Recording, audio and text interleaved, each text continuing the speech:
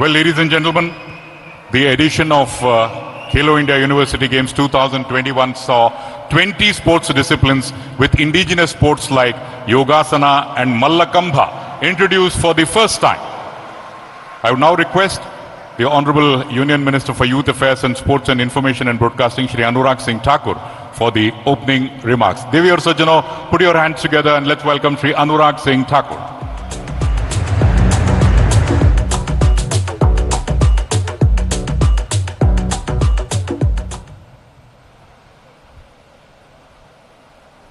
ಎಲ್ಲರಿಗೂ ನಮಸ್ಕಾರ. खेलो India university games के क्लोजिंग सेरेमनी के आज इस समारोह में मंच पर उपस्थित भारत के गृह मंत्री, सहकारिता मंत्री और खेलों को बढ़ावा देने में जिनकी बहुत बड़ी भूमिका रहती है, ऐसे परमादरणीय अमित शाह जी, भारत सरकार के parliamentary affair minister, coal and mine minister, मेरे बड़े भाई आदरणीय प्रहलाद जोशी जी, भारत सरकार में ही गृह राज्य मंत्री, युवा कार्यक्रम और खेल राज्य मंत्री मेरे छोटे भाई निशित प्रमाणिक जी, हमारे कर्नाटक प्रदेश के minister of home Araga Narendra ji, हमारे minister for higher education, IT and BT science and technology आदरणीय डॉक्टर अश्वत्थ नारायण जी, युवा कार्यक्रम और खेलों के मंत्री कर्नाटक सरकार में डॉक्टर केसी नारायण गौड़ा जी, हमारे लोकप्रिय यूथ एम्पावर मिनिस्टर भी हैं नारायण गौड़ा जी, और इसके साथ बेंगलुरु के हमारे ಮತ್ತಷ್ಟು ಅಪ್ಡೇಟ್ಸ್ ಅನ್ನು ನಿಮ್ಮ ಮುಂದೆ ಇಡ್ತಾ ಹೋಗ್ತೀನಿ. ಆದ್ರೆ ಅದಕ್ಕೂ ಮುಂಚೆ ಒಂದು ಸ್ಮಾಲ್ ಬ್ರೇಕ್.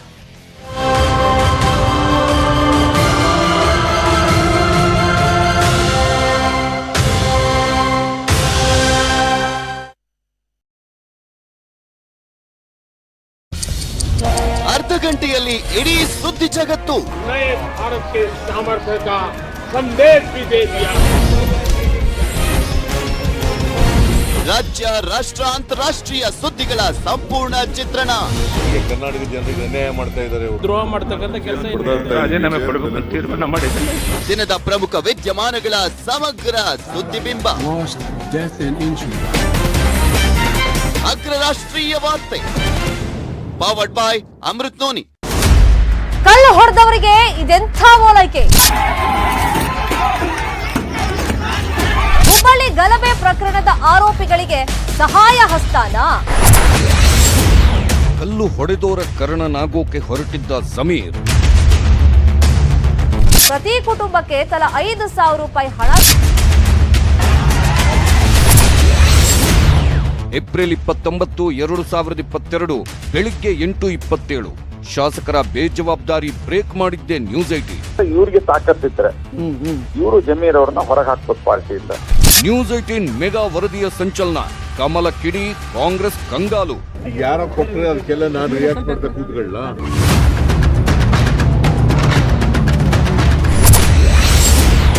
ಸಹಾಯ ಹಸ್ತ ರದ್ದು ಮಾಡಿದ ಜಮೀರ್, ನ್ಯೂಸ್ 18 ಮೆಗಾ ಇಂಪ್ಯಾಕ್ಟ್.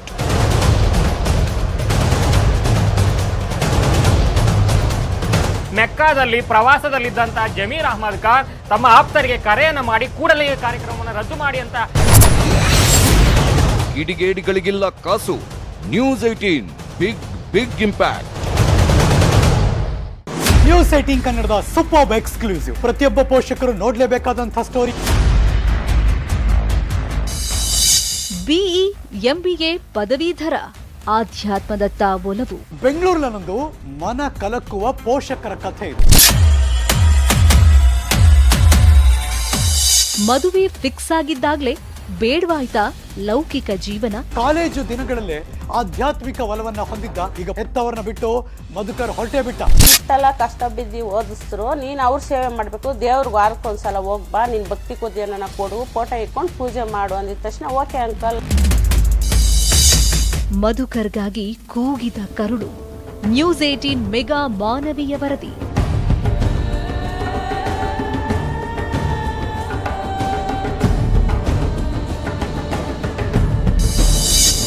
ಮಗನೇ ಬಾ ಮನೆಗೆ, ಕರುಳಿನ ಕೂಗು. ತೆರಿಗೆ ಪಾವತಿ ಬೆಂಗಳೂರು ದೇಶದಲ್ಲೇ ನಂಬರ್ 2. ಆದ್ರೆ ರಸ್ತೆಯಲ್ಲಿ ಗುಂಡಿ, ಲೈಟ್ ಇಲ್ಲದ ಬೀದಿ, ಎಲ್ಲೆಂದ್ರಲ್ಲಿ ಕಸ, ಹಾಳಾದ ಫುಟ್ಪಾತ್, ಕುಡಿಯೋಕೆ ನೀರಿಲ್ಲ, ಸಮಸ್ಯೆಗಳಲ್ಲೇ ಮುಳುಗಿದೆ.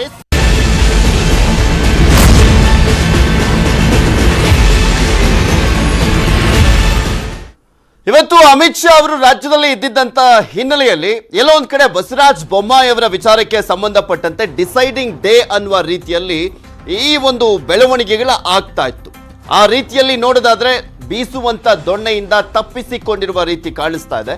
ಬಸವರಾಜ ಬೊಮ್ಮಾಯಿ ಅವರು ಅವರ ಮುಖ್ಯಮಂತ್ರಿ ಪಟ್ಟ ಸದ್ಯಕ್ಕೆ ಸೇಫ್ ಆಗಿರುವ ರೀತಿಯಲ್ಲಿ ಕಾಣಿಸ್ತಾ ಇದೆ. ಚುನಾವಣೆಗೆ ಬೊಮ್ಮಾಯಿ ಅವರದ್ದೇ ನೇತೃತ್ವದಲ್ಲಿ ಹೋಗ್ತೀವಿ ಅಂತ ಒಂದ್ ಕಡೆ ರಾಜ್ಯಾಧ್ಯಕ್ಷರು, ಮಾಜಿ ಮುಖ್ಯಮಂತ್ರಿಗಳು, ಹಾಗೆ ರಾಜ್ಯ ಬಿಜೆಪಿ ಉಸ್ತುವಾರಿ ಇವರೆಲ್ಲರೂ ಕೂಡ ಮಾತನಾಡ್ತಾ ಇದ್ದಾರೆ. ಏನು ಪ್ರಾಬ್ಲಮ್ ಆಗಲ್ಲ, ಅವರ ನೇತೃತ್ವದಲ್ಲೇ ಹೋಗ್ತೀವಿ ನಾವು, ಯಾವುದೇ ರೀತಿಯಲ್ಲೂ ಕೂಡ ನಾಯಕತ್ವದ ಬದಲಾವಣೆ ಇಲ್ಲ, ಕುರ್ಚಿ ಖಾಲಿ ಇಲ್ಲ ಅಂತ ಬಿಜೆಪಿ ನಾಯಕರೆಲ್ಲರೂ ಕೂಡ ಬಸವರಾಜ ಬೊಮ್ಮಾಯಿ ಅವರ ಪರವಾಗಿ ಬ್ಯಾಟ್ ಬೀಸಿದ್ರು. ಮತ್ತೊಂದ್ ಕಡೆ ಅಮಿತ್ ಶಾ ಅವರು ಬೆಳಗ್ಗೆ ಕೆಲವೊಂದು ಸಭೆಗಳಲ್ಲಿ ಬಸವರಾಜ ಬೊಮ್ಮಾಯಿ ಅವರ ಜೊತೆ ಮಾತನಾಡುವಂತ ಸಂದರ್ಭದಲ್ಲಿ ತೀಕ್ಷ್ಣ ಖಾಲಿ ಇಲ್ಲ ಅನ್ನುವಂಥದ್ದನ್ನು ಈಗಾಗಲೇ ಬಿಜೆಪಿಯ ರಾಜ್ಯಾಧ್ಯಕ್ಷರು ಕೂಡ ಸ್ಪಷ್ಟಪಡಿಸಿದ್ದಾರೆ, ಮಾಜಿ ಮುಖ್ಯಮಂತ್ರಿಗಳು ಸ್ಪಷ್ಟಪಡಿಸಿದ್ದಾರೆ, ರಾಜ್ಯ ಬಿಜೆಪಿ ಉಸ್ತುವಾರಿ ಕೂಡ ಸ್ಪಷ್ಟಪಡಿಸಿರುವಂಥದ್ದು. ಇವರೆಲ್ಲರೂ ಕೂಡ ಮಾತನಾಡಿದ್ದಾರೆ. ಏನೇನು ಮಾತನಾಡಿದ್ದಾರೆ ಅನ್ನುವಂಥದ್ದೆಲ್ಲವನ್ನು ಕೂಡ ನಿಮಗೆ ತೋರಿಸ್ತೀವಿ. ಅರುಣ್ ಸಿಂಗ್ ಅವರು ಹೇಳ್ತಾ ಇದ್ರು, ಸದ್ಯಕ್ಕಂತೂ ಯಾವುದೇ ರೀತಿಯಾದಂತಹ ಬದಲಾವಣೆ ಇಲ್ಲ, ಯಾಕೆಂದ್ರೆ ಅವರು ಕಾಮನ್ ಮ್ಯಾನ್ ಸಿಎಂ, ಅದರಲ್ಲೂ ಸ್ಪೆಷಲಿ ಮುಖ್ಯಮಂತ್ರಿಗಳನ್ನ ಈ ಟೈಮ್ನಲ್ಲಿ ಬದಲಾವಣೆ ಮಾಡಿಬಿಟ್ರೆ ಅದು ವಿರೋಧ ಪಕ್ಷಗಳಿಗೆ ಆಹಾರ ಆಗ್ಬಿಡುತ್ತೆ. ಎಲೆಕ್ಷನ್ ವರ್ಷ ಬೇರೆ ಆಗಿರುವಂತ ಹಿನ್ನೆಲೆಯಲ್ಲಿ ಸಹಜವಾಗಿ ಬಿಜೆಪಿಗೆನೆ ಒಂದು ರೀತಿಯಾಗಿ ಬಿಸಿ ತುಪ್ಪವಾಗಿ ಪರಿಣಮಿಸುವಂತ ಒಂದು ಕಾರಣಕ್ಕೋಸ್ಕರ ಯಾವುದೇ ರೀತಿಯಲ್ಲೂ ಸದ್ಯಕ್ಕೆ ಬದಲಾವಣೆ ಮಾಡೋದು ಬೇಡ ಅನ್ನುವಂಥ ನಿರ್ಧಾರಕ್ಕೆ ಬಂದಿರುವ ರೀತಿ ಕಾಣಿಸ್ತಾ ಇದೆ. ಬಟ್ ಕಾದ್ ನೋಡಬೇಕು, ಬಿಕಾಸ್ ಪ್ರಧಾನಮಂತ್ರಿಗಳು ವಿದೇಶಿ ಪ್ರವಾಸದಲ್ಲಿದ್ದಾರೆ, ದೇಶ ಪ್ರವಾಸದಲ್ಲಿ ಇರುವಂಥ ಹಿನ್ನೆಲೆಯಲ್ಲಿ ಅವರು ಬಂದಾದ್ಮೇಲೆ ಏನಾದರೂ ತೀರ್ಮಾನವನ್ನ ಮಾಡಲಾಗುತ್ತಾ, ಮುಖ್ಯಮಂತ್ರಿ ಬದಲಾವಣೆ ವಿಚಾರನೋ ಅಥವಾ ಸಂಪುಟ ಪುನರ್ರಚನೆ ಮಾಡಬೇಕು ಅಥವಾ ವಿಸ್ತರಣೆ ಮಾಡಬೇಕು ಅನ್ನುವಂಥ ವಿಚಾರದ ಬಗ್ಗೆ ಆಮೇಲೆ ಸ್ಪಷ್ಟ ಆಗುವಂಥ ಸಾಧ್ಯತೆ ಇದೆ ಅಂತಲೂ ಕೂಡ ಮತ್ತೊಂದು ಕಡೆ ಹೇಳಲಾಗ್ತಾ ಇರುವಂಥದ್ದು. ಬಟ್ ಇವತ್ತು ಬಂದಂಥ ಒಂದು ಲೈನ್ ಅಜೆಂಡಾದ ಮಾತು ಅಂದ್ರೆ ಬೊಮ್ಮಾಯಿ ಅವರ ನೇತೃತ್ವದಲ್ಲೇ ಚುನಾವಣೆ ಎದುರಿಸ್ತೀವಿ ನಾವು, BSY ಮಾರ್ಗದರ್ಶನ ಇರುತ್ತೆ ಅಂತ ಮಾತನಾಡಿದ್ರು. ಯಾರ್ಯಾರು ಏನೇನು ಮಾತನಾಡಿದ್ರು ನೋಡ್ಕೊಂಬ. बसवराज बम्बई जी कॉमन मैन और वह जिस प्रकार से गरीबों के लिए, किसानों के लिए काम कर रहे हैं, प्रधानमंत्री जी के नेतृत्व में प्रदेश की जनता उनको चाहती है. This is a prerogative of the chief minister. ಎಲ್ಲೋ ಗೊಂದಲಗಳಿಲ್ಲ, ಯಾರು ಈ ರೀತಿಯ ಗೊಂದಲ ಮಾಡಬೇಕು ಅಂತಿದ್ದಾರೆ ಅವರೆಲ್ಲರಿಗೂ ಸ್ಪಷ್ಟವಾಗಿರ್ತಕ್ಕಂಥ ಸಂದೇಶ. ನಮ್ಮ ಪಾರ್ಟಿಯಲ್ಲಿ ಆಗಲಿ ಸರ್ಕಾರದಲ್ಲಿ ಆಗಲಿ ಎಲ್ಲೂ ನಾಯಕತ್ವದ ಗೊಂದಲಗಳಿಲ್ಲ. ಮುಂದಿನ ಚುನಾವಣೆಯನ್ನೇ ಈಗಿನ ಮುಖ್ಯಮಂತ್ರಿಗಳಾಗಿರ್ತಕ್ಕಂಥ ಬಸವರಾಜ ಬೊಮ್ಮಾಯಿ ಅವರ ನೇತೃತ್ವದಲ್ಲೇ ನಾವು ಮುಂದಕ್ಕೆ ಹೋಗ್ತೀವಿ. ಅವ್ರ ನೇತೃತ್ವದಲ್ಲಿ ಯಡಿಯೂರಪ್ಪರ ಮಾರ್ಗದರ್ಶನದಲ್ಲಿ ಇಡೀ ಟೀಮ್ ಒಂದಾಗಿ ಚುನಾವಣೆಯನ್ನು ಎದುರಿಸ್ತೀವಿ, ಮತ್ತೆ 150 ಸ್ಥಾನಗಳನ್ನು ಗೆಲ್ತೀವಿ. ಯಾರಿಗಾದರೂ ಅಂಥ ಭ್ರಮೆ ಇದ್ದರೆ, ಆ ಭ್ರಮೆಯಲ್ಲಿ ತೆಳಾಡ್ತಿದ್ರೆ, ಆ ಭ್ರಮೆಯ ಆಸೆ ಮತ್ತು ಹುಚ್ಚಿನಲ್ಲಿದ್ದರೆ ಬಿಟ್ಟು ಬಿಡೋದು ಒಳ್ಳೆಯದು. ಯಡಿಯೂರಪ್ಪರ ಮಾರ್ಗದರ್ಶನದಲ್ಲೇ ಮುಂದಿನ ಹೋಗಬೇಡಿ. ಈಗಾಗಲೇ ಯಡಿಯೂರಪ್ಪನವರು ಸ್ಪಷ್ಟ ಮಾಡಿದ್ದಾರೆ, ನಾನು ಸ್ಪಷ್ಟ ಮಾಡ್ತಾ ಇದ್ದೀನಿ, CM ಬದಲಾವಣೆ ಪ್ರಶ್ನೆನೇ ಇಲ್ಲ. ಅಮಿತ್ ಶಾ ಜಿಯವರು ಹೇಳಿದ್ದಾರೆ, ಅವರ ನೇತೃತ್ವದಲ್ಲೇ ಮುಂದಿನ ಚುನಾವಣೆ ನಾವು ಹೋಗ್ತೀರಿ. ಅದರಿಂದ ಯಾರು ಗಾಳಿ ಗೋಪುರಗಳನ್ನು ಕಟ್ಟೋದು ಬೇಡ, ಬಿಸಿಲು ಗುದುರೆಗಳ ಹಿಂದೆ ಓಡೋದು ಬೇಡ. ಬಸವರಾಜ ಬೊಮ್ಮಾಯಿಯವರ ನೇತೃತ್ವದಲ್ಲೇ ಮುಂದಿನ ಚುನಾವಣೆಯನ್ನು ನಾವು ಎದುರಿಸ್ತೀರಿ ಮತ್ತು ಗೆಲ್ತೀರಿ. ಆ ವಿಶ್ವಾಸ ನಮಗಿದೆ. ಅದಕ್ಕೋಸ್ಕರನೇ ಅಮಿತ್ ಜಿ ಅವರು ಬಂದು ಭೇಟಿ ಮಾಡ್ತಾ ಇದ್ದಾರೆ. ಮತ್ತಷ್ಟು ಅಪ್ಡೇಟ್ಸ್ ಅನ್ನು ನಿಮ್ಮ ಮುಂದೆ ಇಡ್ತಾ ಹೋಗ್ತೀನಿ, ಆದ್ರೆ ಅದಕ್ಕೂ ಮುಂಚೆ ಒಂದು ಸ್ಮಾಲ್ ಬ್ರೇಕ್. ये बहुत महत्वपूर्ण कार्यक्रम का आयोजन हुआ है. ऐसे हमारे केंद्रीय मंत्री अनुराग ठाकुर जी, निशित प्रामाणिक जी, कर्नाटक के गृह मंत्री महोदय अश्वत्थ नारायण जी, केसी नारायण गौड़ा जी, पीसी मोहन जी, तेजस्वी सूर्या जी, और आज इस कार्यक्रम की आत्मा ऐसे 208 यूनिवर्सिटी से आए हुए 3,900 से ज्यादा खिलाड़ियों और इस कार्यक्रम को लाइव देख रहे देश भर के हजारों स्पोर्ट्स प्रेमियों को मेरा नमस्कार. मित्रों, सबसे पहले तो मैं इस दूसरे खेलो इंडिया यूनिवर्सिटी गेम्स में जिन जिन लोगों ने हिस्सा लिया है, जिन जिन खिलाड़ियों ने हिस्सा लिया है, वो सभी के सभी 3,900 खिलाड़ियों को बहुत बहुत बधाई देना चाहता हूं. क्योंकि खेल में जो खेलता है वो बधाई के पात्र है. हार जीत होती रहती है, कभी एक कभी दो, बारी बारी से सभी जीतते हैं, मगर खेलना जीवन का एक महत्वपूर्ण अंग है. तो मैं सभी खिलाड़ियों को हृदय से बहुत बहुत बधाई देना चाहता हूं. मित्रों, आज जब हम यहां पर खेलो इंडिया यूनिवर्सिटी गेम्स के तत्वाधान में इतने सारे देश भर के खिलाड़ी यहां पर आए हैं, तो मैं थोड़ा पीछे ले जाना चाहता हूं. 2014 के पहले जिनके मन में जरा भी खेल के लिए प्यार है, खेल के प्रति लगाव है, वो सारे के सारे लोग कोई भी इंटरनेशनल गेम देखे तो चिंतित होते थे.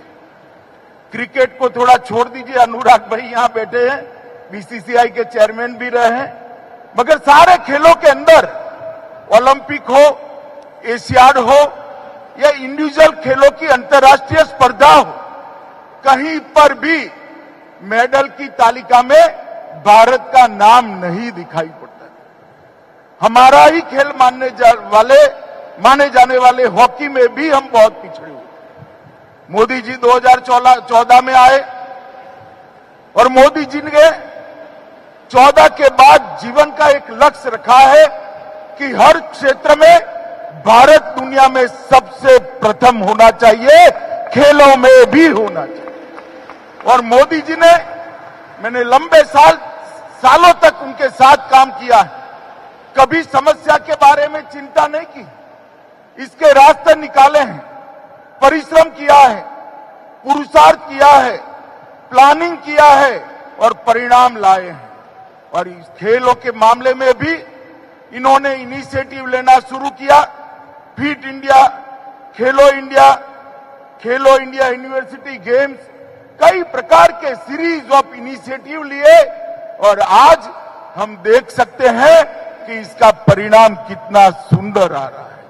हमारे मंत्रालय ने पहले राज्यवर्धन राठौर जी, फिर किरण रिजिजू जी और अब अनुराग ठाकुर जो स्वयं एक बहुत बड़े स्पोर्ट ऑर्गेनाइजेशन को सफलतापूर्वक चलाकर यहां आए, ये सभी ने सभी खेल संघों के साथ कोऑर्डिनेट कर अंतर्राष्ट्रीय कोचों की व्यवस्था कर और सिलेक्शन के अंदर पारदर्शिता लाकर आज कोई भी गेम हो, इसके अंदर भारत का नाम ऊपर उठाने का काम नरेंद्र मोदी सरकार ने किया है.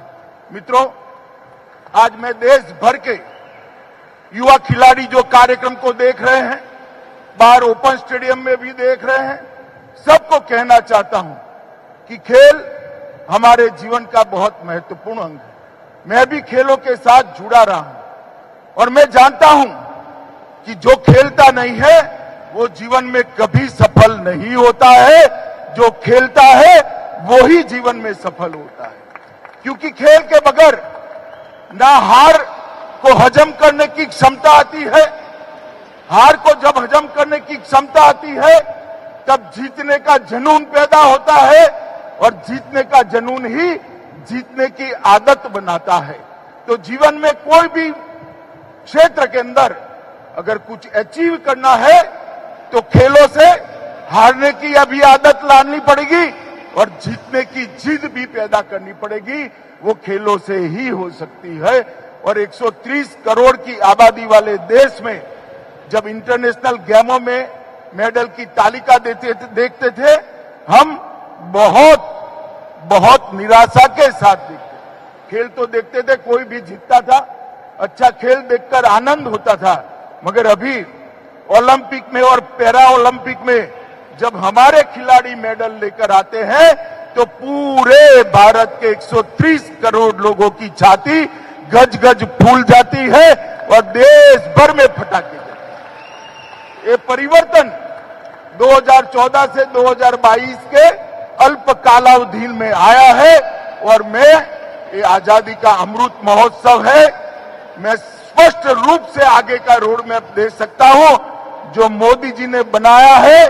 देश जब 2047 में आजादी की शताब्दी मनाएगा, ओलंपिक की मेडल की तालिका में भारत 1 से 5 नंबर के बीच में गौरव के साथ खड़ा हुआ दिखाई पड़ेगा। और इसलिए सरकार ने ये यूनिवर्सिटी गेम्स, खेलो इंडिया जैसे प्रोग्रामों का आयोजन किया है और हम भारत को एक महान खेल राष्ट्र बनाने की दिशा में आगे बढ़ रहे हैं। इसके साथ साथ खेल के इंफ्रास्ट्रक्चर को बढ़ावा देना, स्टेट स्पोर्ट्स साइंस सेंटर की स्थापना करना, कम्युनिटी कोचिंग की व्यवस्था करना, इंटरनेशनल कोचिंग की व्यवस्था करना, वार्षिक खेल प्रतियोगिताएं करना और देश के आदिवासी और ग्रामीण तबके से भी खिलाड़ियों को प्रोत्साहन मिले और स्थान मिले, इसके लिए एक वैज्ञानिक आयोजन करना। ये सारी चीजों को मोदी जी ने एक माला में मोतियों की तरह पिरोकर भारत के खेल के उज्जवल भविष्य को सुनिश्चित किया है। मित्रों, आज 208 यूनिवर्सिटी से 3900 खिलाड़ियों ने यहां पर भाग लिया है। कितना लोकप्रियता इस आयोजन का बढ़ता जाता है। ओडिशा में जब ये गेम हुआ, इसके पहले तो 158 यूनिवर्सिटीज ने हिस्सा लिया था और 158 से दूसरे ही साल 158 से बढ़कर 208 यूनिवर्सिटी ने हिस्सा लिया है। ये बताता है कि हमारे देश के खिलाड़ी इस प्रतियोगिता को लेकर कितने उत्साहित हैं। और उस वक्त ओडिशा में लगभग 3100 खिलाड़ियों ने भाग लिया था। आज 3900 खिलाड़ी यहां उपस्थित है, खेले भी है और जीत कर भी जा रहे हैं। यही बताता है कि जो इनिशिएटिव मोदी जी ने लिया है वो इनिशिएटिव कितना कारगर साबित हो। मोदी जी ने इसके साथ साथ हमारे भारतीय खेलों को बढ़ावा देने के लिए भी कई सारी योजनाएं चालू करी। इसी बार इस खेल के अंदर योग और मलखम्ब को हमने प्रवेश कराकर भारतीय खेल, ग्रामीण खेलों को हमने विश्व के अंदर स्थान देने के लिए एक मंच उपलब्ध कराने का काम किया है। दुनिया भर के स्पोर्ट्स को जानने वाले लोग जब हमारे यूनिवर्सिटी के खेल महाकुंभ का वर्णन देखेंगे तब मलखम्ब भी लोकप्रिय होगा और योगा को तो मोदी जी लोकप्रिय कर ही चुके हैं। देश भर में से अब दुनिया में भी हमारे ये खेल आगे बढ़ेंगे। लगभग मैं यहां पर मेजबान जैन यूनिवर्सिटी का भी बहुत हृदय से साधुवाद देना चाहता हूं कि इन्होंने इस महाकुंभ को सफल करने के लिए बहुत बड़ा योगदान दिया है। और अनुराग जी ने बताया, जैन साहब यहां बैठे ही है, भाई एक बार जैन साहब के लिए सभी लोग ताली बजाइए। और ताली बजाना, इनका सम्मान करना इसलिए भी बनता है कि सबसे ज्यादा मेडल उनकी जैन यूनिवर्सिटी जीत कर आई। आज मैं मिला था उनको 10 मिनट के लिए मैं मिला था। मैंने उनको बताया कि विश्व का सबसे बड़ा स्टेडियम मेरी कॉन्स्टिट्यूएंसी में बना है, नरेंद्र मोदी स्टेडियम। मैंने उनको कहा है कि आपकी यूनिवर्सिटी वहां 80 खेलों को खेलने की व्यवस्था है, 80 गेम्स को खेलने की इसके कोचिंग की व्यवस्था है। आपकी यूनिवर्सिटी हमारे साथ टाइप करे और खिलाड़ियों को बढ़ावा देने का काम करे। सभी खिलाड़ियों को जानकर आनंद होगा, वहां पर लगभग 2000 खिलाड़ियों को रहने की हॉस्टल भी हम बना रहे हैं और 300 कोचिज को रहने के फ्लैट भी बना रहे हैं। मगर ये सब इंफ्रास्ट्रक्चर मोदी जी के प्रेरणा से ही हो रहा है। मित्रों, आज मैं इतना ही कहना चाहता हूं कि हमारे देश में 130 करोड़ देश का ये देश है और दुनिया में सबसे युवा देश, और खेलों में अगर भारत आगे नहीं बढ़ता है तो हमारी ही कोई कमी मानी जाएगी। मोदी जी ने चिंता की जगह चिंतन कर कर, व्यवस्था कर कर, व्यवस्थापन कर कर एक खेल को आगे बढ़ाने का एक 25 साल का रोड मैप बनाया है। मुझे भरोसा है इसी प्रकार के खेलों के कारण हम आगे बढ़ेंगे और इसी प्रकार के गेम्स के कारण, इसी प्रकार की प्रतिस्पर्धाओं के कारण ओलंपिक की तालिका में भी हम बहुत अच्छे से दिखाई देने पड़ेंगे। मित्रों, मैं आपको एक बात आज कहना चाहता हूं।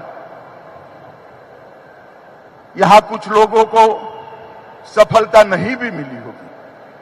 मैं बहुत छोटा था तब मुझे पढ़ाने वाले गुरुजी ने कहा था, जीवन में जब आप कुछ भी करते हैं तो 2 ही चीज होती है, एक आप जीतते हैं, दूसरा आप सीखते हैं।